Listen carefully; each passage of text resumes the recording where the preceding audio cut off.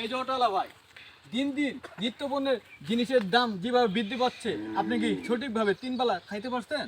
অবশ্যই খাইতে পারতাছি, খাইতে পারবো না মানে? এই সারাদিন অটো চালায়ে মাছ মাংস দুধ পোলাও এগুলো খাচ্ছি, খাইতে পারবো না মানে?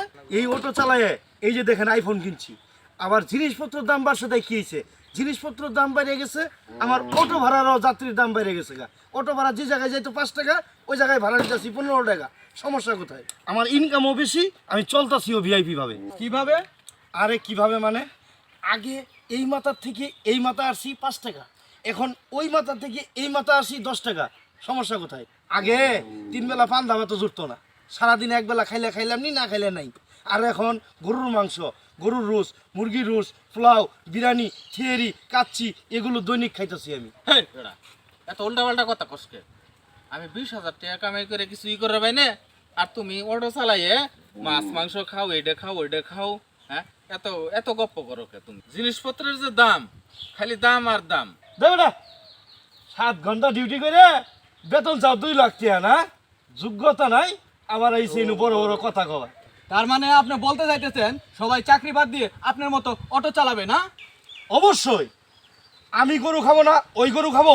আমি সারাদিনে 12 ঘন্টা ইনকাম করি। হ্যাঁ বেড়া, অশিক্ষিত মূর্খ। আমার ছোট ভাই মাস্টার্স পাস করে দাঁড়ে দাঁড়ে ঘুরতেছে, চাকরি পাইতেছে না, তাই বলে তোর মতো অটো চালাতে পারবো? যা বেটা, বললে সার্টিফিকেট 10-15টা আমার ঘরের মধ্যে থই দিছি, থুই আইরে লাস্ট পর্যায়ে যে অটো চালাই খাইতেছি। অটো চালাইতাছি তাই কি হয়েছে? শিক্ষিত লোক দেখে কি অটো চালাই খাইতে পারবো না? হ্যাঁ বেটা, মাইজে কি কব? একবেলা না খাই তাহলে কি হয়? আমাকে খিলেব? তুই বেলা একবেলা না খাই থাকছেন দিই, তোকে ভাত দিব? এ ব্যবসাটা পাইছে, কয়দিন পর পর সার্টিফিকেট পুড়ে লাবো, পুড়ে লায়ে দোষ দিব, পড়াশোনা করে চাকরি বাকরি কিচ্ছুই পাই না গো, কিচ্ছুই পাই না গো, যোগ্যতা নাই। বললে অনার্স পাস হয়েছে, আমরা ঘরে টালদি বালদি পাস। আর যারা প্রকৃত অনার্স পাস করছে তারা ঠিকই সুন্দরভাবে চাকরি করে খাইতেছে। ইলে ভণ্ডামি মাস্টারি বাস এলে বাদ দিয়ে দিও, ইলে ভণ্ডামি মাস্টারি বাস লাগবো না, সলিড ভণ্ডারি বাস লাগবো, বুঝছো? এলে ভণ্ডামি বাদ দিয়ে দিও, দিয়ে বললিমি করে রাস্তায় রাস্তায় ফটিঙ্গি করে ঘুরে বেড়াও, আর মাসে কও আমরা মাস্টার্স পাস করছি না। ও বুঝছি, ওই যে বিয়ে করবা ওই জন্য সার্টিফিকেট তুলছো, মাসে গায়ে বেড়াবা, আমি কিন্তু ছেলে কিন্তু মাস্টার পাস না। ভণ্ডামি এলে বাদ দিয়ে দিও, ইলে ভণ্ডামি চলা নাই, এলে সার্টিফিকেট জিনিস করে থাকে এখন, এলে মানুষ বুঝে টাকা দিয়েও সার্টিফিকেট করন যা, বুঝো নাই? এলে ভণ্ডামি দিয়ে চাকরি পাস না, দোষ দেশ করে দেশের, আমার চাকরি হয় না, চাকরি হয় না। না, সঠিক সার্টিফিকেট থাকলে চাকরি যেখানে সেখানেই হবো। এলে ভণ্ডামি বাদ দিয়ে তোর ভাইয়েরে কগা তাড়াতাড়ি করে এরা ওটা কিনে ওটা চালাবনি, আমার নালাই ভালো হবো। তার মানে আপনি নিজে অনার্স মাস্টার্স পাস ঠিকভাবে করতে পারেন নাই দেখে অটো চালাইতেছেন না? হ্যাঁ অবশ্যই, আমি নিজেকে যোগ্যতা হিসেবে গড়ে তুলতে পারিনি দেখেই আজকে অনচলায় খাইতেছি। এই যে 10 লাখ পোলাপান যে বেকার ঘুরে বেড়াইতেছে, ওরা কি বুকে হাত দিয়ে বলতে পারবো যে ওরা নিজেকে ওইভাবে গড়ে তুলতে পারছে? কি করছে? ওরা ওইভাবে যোগ্যতা গড়ে তুলতে পারে নাই, এই জন্য জবও পায় নাই। ওরা কি করছে? রাত হইলেই মেয়ে ঘরের সাথে মেসেজ করছে, ফোন টিপছে, আর বন্ধু বান্ধবের সাথে কোথায় কোনো যায় আড্ডা দিব সেই চিন্তা ভাবনা করছে। এই জন্য আমার জীবনে কোনো কিছুই আসে নাই। আমার কথা ওটা না, তোরা পড়াশোনা ঠিক মতো করতে পারস নাই, তোরা যে কোনো একটা কর্ম ঝাঁপিয়ে পড়, একটা কর্ম খুঁজ, কর্ম কর, দেশে কিভাবে উন্নয়ন হবো কর্ম করলে সেই ব্যবস্থা কর। আরও হাজার হাজার দর্শক বা পোলাপানদেরকে নিয়ে যেভাবে একটা উন্নয়ন প্রকল্প কাজ করা যাবো সেই দিক দিয়ে ঝুঁকিয়ে পড়, তা না। ওরা কি করে? Mobile TV. তোরা এসব ভণ্ডামি বাদ দে, একবার বাদ দে। আচ্ছা, আপনি সুন্দর সুন্দর গুরুত্বপূর্ণ কথা বলেছেন। আমাদের মতো দরিদ্র দেশে দ্রব্যমূল্যের দাম বৃদ্ধি পাওয়াটা কি ঠিক হয়েছে? আপনাকে কে বলছে এই দেশ গরিব দেশ? এই দেশের আপনার খবর জানেন? দৈনিক 50 কোটি টাকার সিগারেট খায় এই দেশে।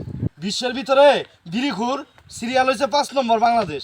এই দেশে মানুষ হয়েছে 20 কোটি, আর অ্যান্ড্রয়েড ফোন চালায় 23 কোটি, আর মোটর সাইকেল আছে না, মোটর সাইকেল চালায় 42 লাখ, আর মাইকু চালায় 35 লাখ। হ্যাঁ, এই দেশে আমার গরিব হয় কেমনে?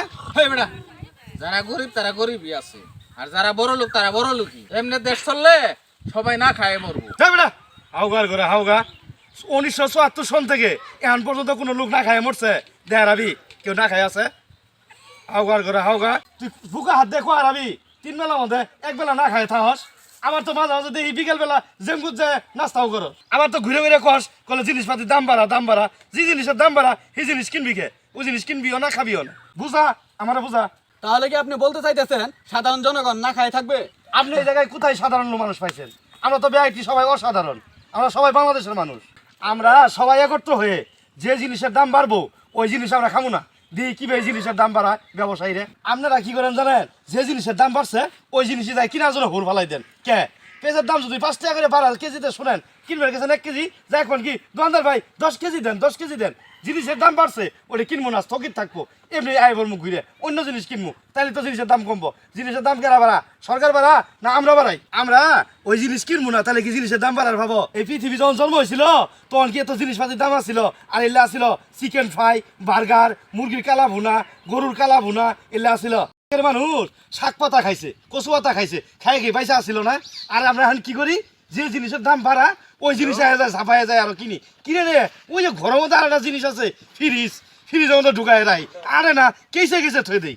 কে আমরা জনগণ যদি সতর্ক হই তাহলে এইভাবে জিনিসের দাম বাড়বো না। আমরা হইলাম একটা চুতিয়া।